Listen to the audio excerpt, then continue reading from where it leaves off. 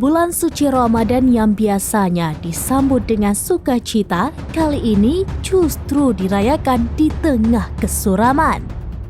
Hal tersebutlah yang kini dialami warga Palestina yang menjadi korban agresi Israel. Mereka dilanda kelaparan selama berbulan-bulan jauh sebelum Ramadan tiba. Salah satu warga Gaza, Maha, yang juga merupakan ibu dari 5 anak, mengatakan kondisi yang sulit di Gaza. Bulan suci Ramadan yang seharusnya menjadi ibadah dengan menahan lapar dan haus telah dilakukannya sejak Oktober 2023 lalu.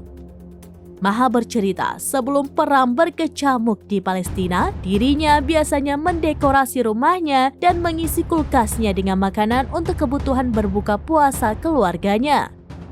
Namun kali ini kondisi berbeda dialaminya dan berbanding terbalik lantaran untuk mendapatkan makanan saja dirinya mengaku kesulitan.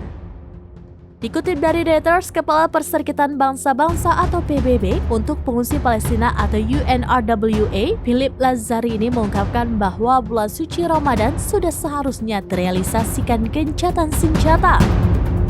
Namun fakta berbeda. Justru kelaparan menjadi momok menakutkan di tengah perang yang memanas.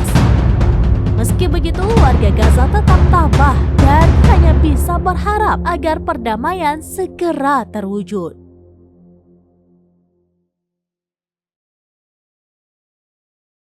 Download Tribun X sekarang, menghadirkan lokal menjadi Indonesia.